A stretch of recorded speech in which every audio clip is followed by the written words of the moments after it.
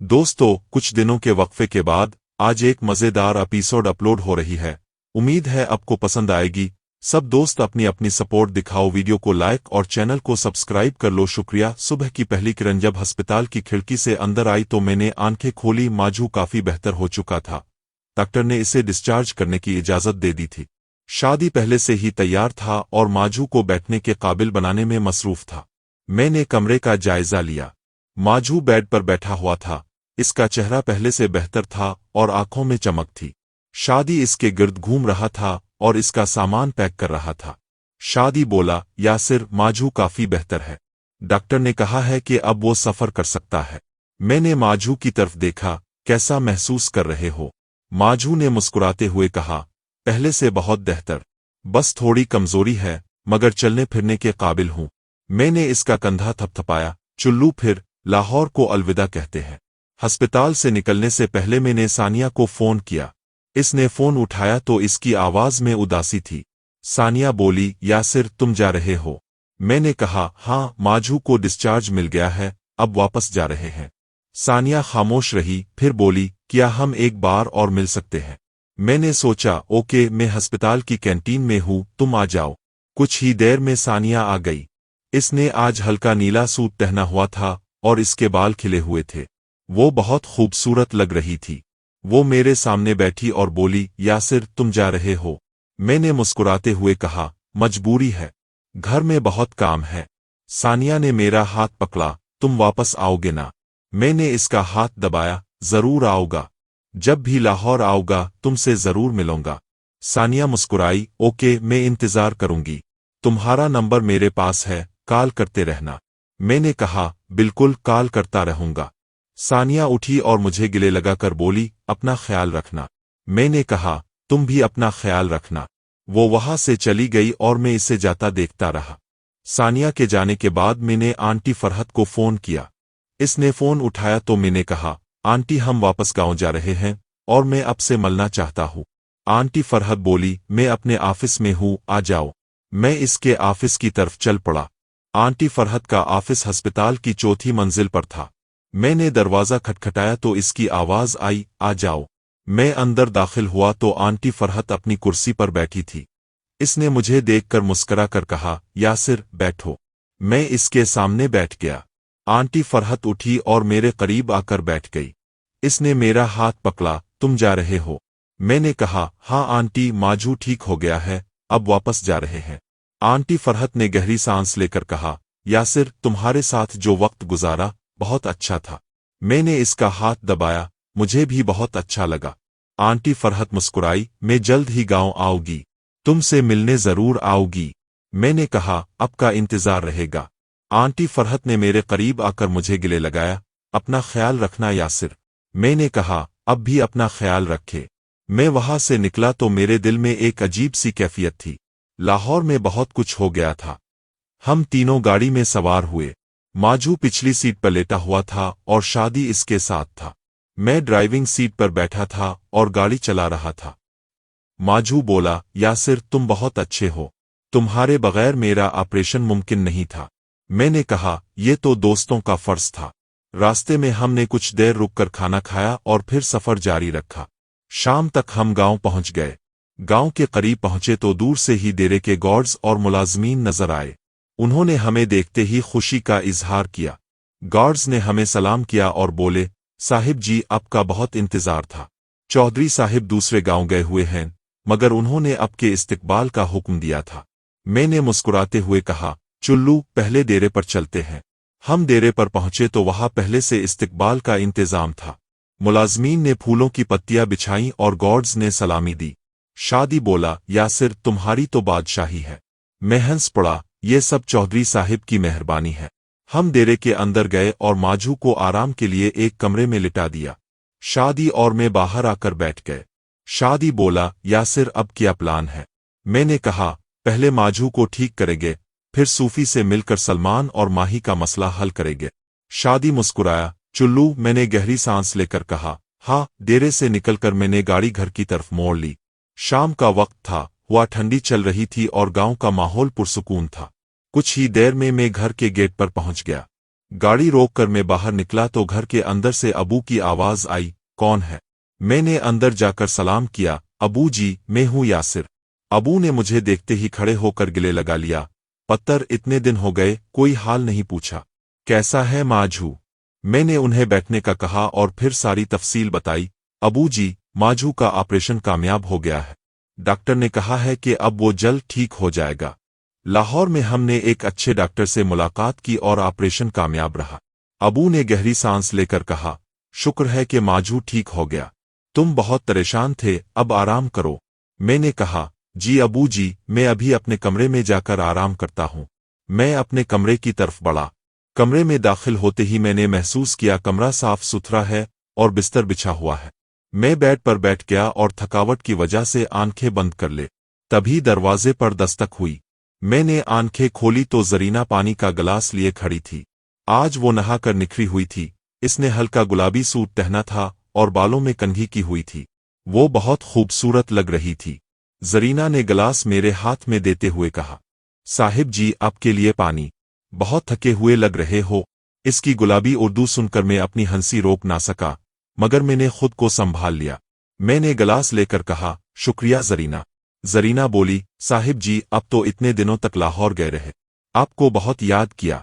मैंने मुस्कुराते हुए कहा, जरूरी काम था, इसलिए लाहौर गया था। अब आ गया हूँ, तुम्हें भी वक्त दूंगा। जरीना ने शोखी से कहा, आपने तो मुझे मजे की आदत डाल दी और फिर अकेला छोड़ दिया। अब आप आ गए हैं तो फिर से वही पुराने दिन वापस आ जाएंगे।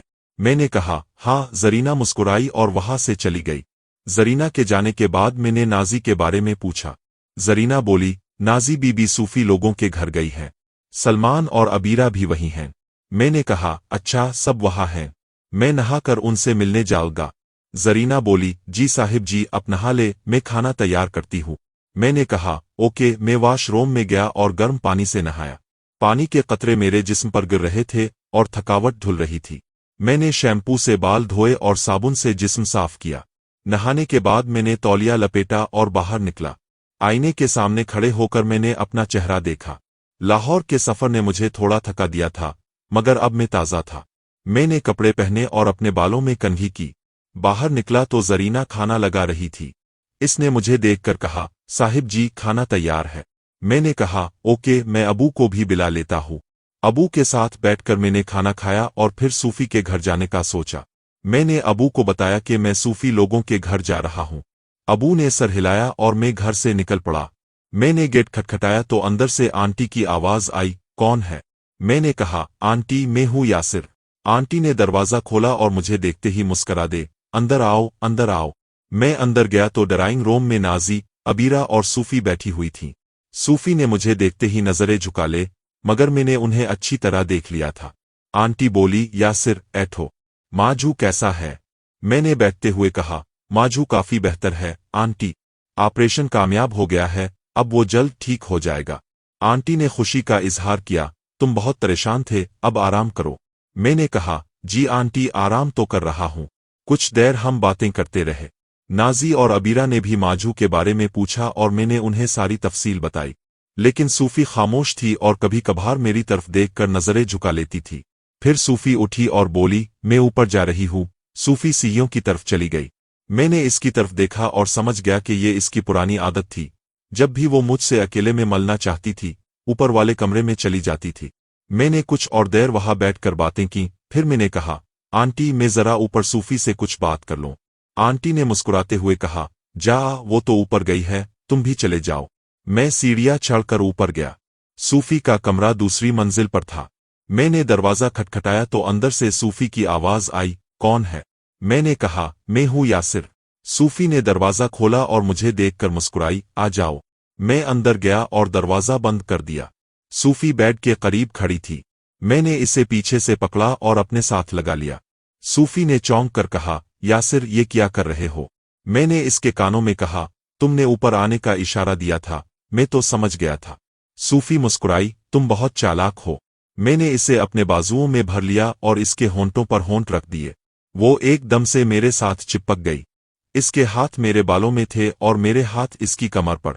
कुछ देर बाद सूफी बोली, यासिर, तुम्हें पता है, मैं बहुत परेशान थी। लाहौर में तुम्हारी कोई खबर नहीं थी। मैंने इसका चेहरा अपनी तरफ किया। मैं अब आ गया हूं ना, अब परेशान मत हो। सूफी ने मेरी तरफ देखा। सलमान और माही का क्या करोगे? वो हद करास कर रहे हैं। मैंने कहा, मैंने सूफी को फोन पर कहा था कि मैं घर आकर संभाल लूंगा। अब मैं हूं, फिक्र मत करो। सूफी ने मेरे सीने पर सर रखा। तुम हो तो सब ठीक है। मैंने इसके बालों में हाथ फेरते हुए कहा, हाँ मैं हूं ना। अब तुम आराम करो, मैं सलमान से बात करता हूं। दरवाजा बंद करते ही मैंने सूफी को फिर से अपने बाजुओं में भर लिया। काफी दिनों बाद सूफी से मिल रहा था और आज मुझे इस पर बहुत प्यार आ रहा था। इसका वजूद मेरे साथ चिपक गया और इसके जिस्म की खुशबू ने मुझे मदहोश कर दिया। सूफी ने मेरे सीने पर हाथ रखकर कहा, यासिर तुम पहले जैसे नहीं रहे। मैंने इसके बालों में हाथ फेरते हुए कहा, क्या मतलब? सूफी बोली, पहले तुम मुझे रोज पार्लर पर लेकर जाते थे और वापस लेकर आते थे, अब तो तुम्हारा वक्त ही नहीं मिलता। मैंने मुस्कुराते हुए कहा, यार मसरूफियत तो तुम्हारे सामने ही है। बड़ा आदमी बिन तो गया हूं, मगर वक्त कम होता जा रहा है। सूफी ने मेरी तरफ देखा, यासिर मैं तुम्हारे वक्त की कमी महसूस करती हूं। तुम हमेशा मसरूफ रहते हो।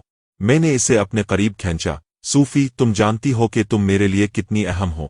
बस थोड़ा सा वक्त दो। सूफी मुस्कुराई। ओके। हम दोनों कुछ देर एक दूसरे के साथ वक्त गुजारते रहे। सूफी का वजूद बहुत नर्म था और इसकी हर हरकत में एक अजीब सी दिलकशी थी।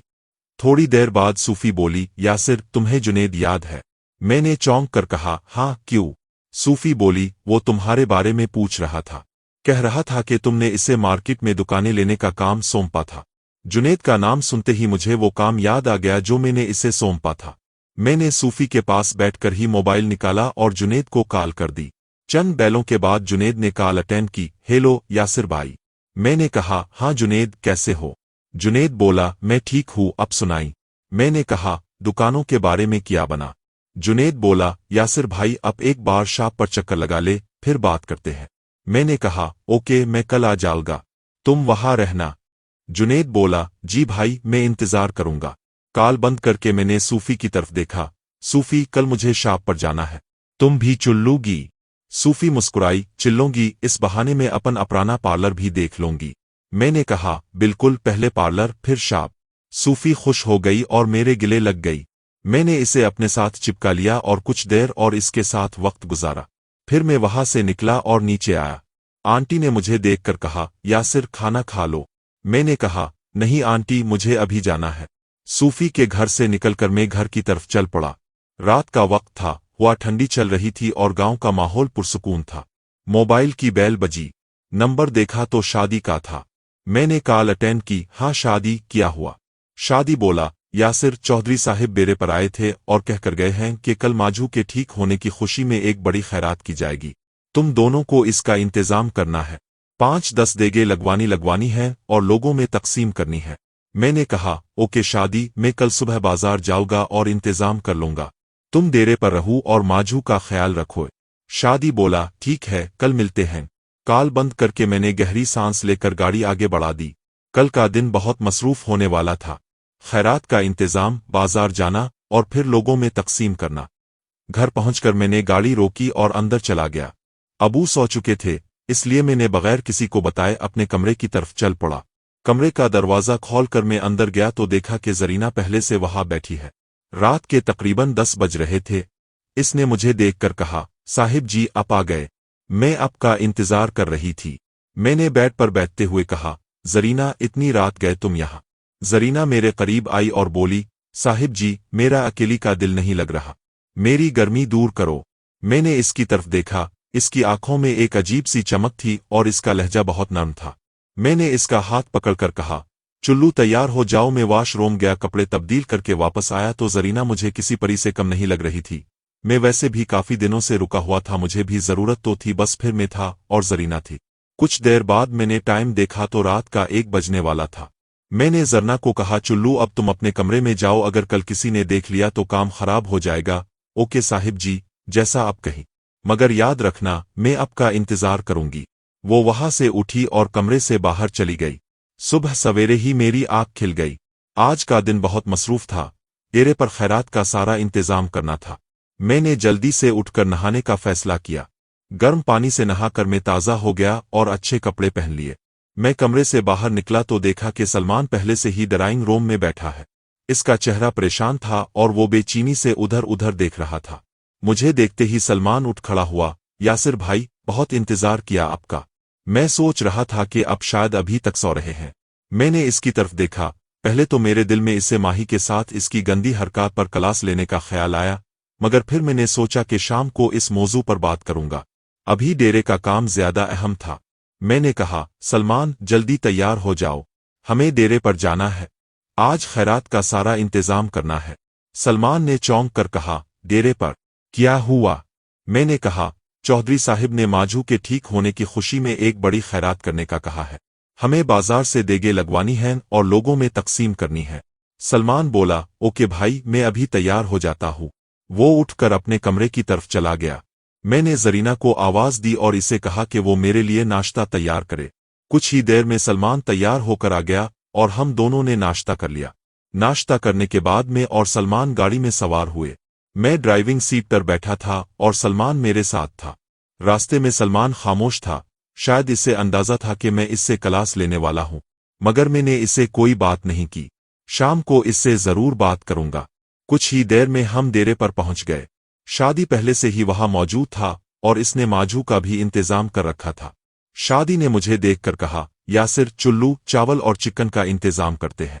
मैंने कहा, हाँ, पहले बाजार चलते हैं। सलमान भी साथ है। शादी ने सलमान की तरफ देखा। चुल्लू, फिर हम तीनों गाड़ी में सवार हुए और बाजार की तरफ चल पड़े।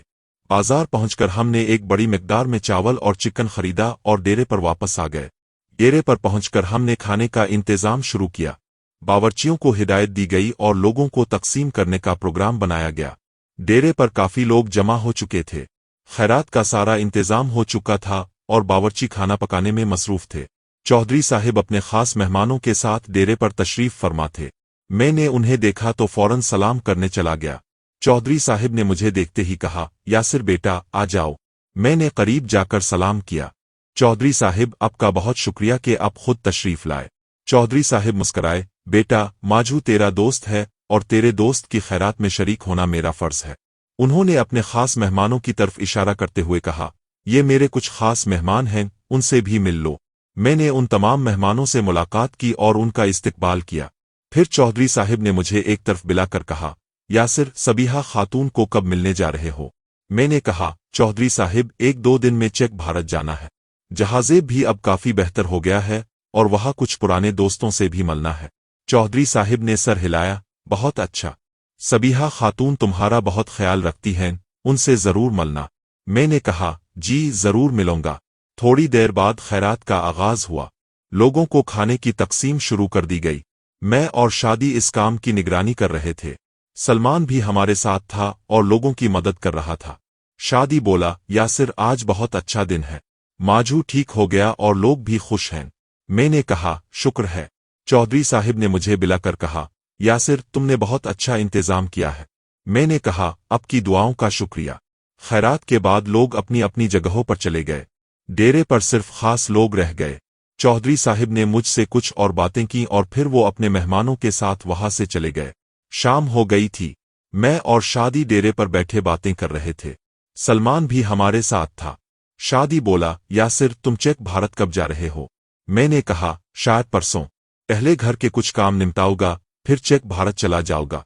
सलमान बोला, यासिर भाई, क्या मैं भी आपके साथ चल सकता हूं? मैंने इसकी तरफ देखा। सलमान, तुम घर में रहोगे, मैं जल्द वापस आ जाऊंगा। सलमान ने उदास होकर कहा, ओके भाई। शाम को हम डेरे से वापस आ गए।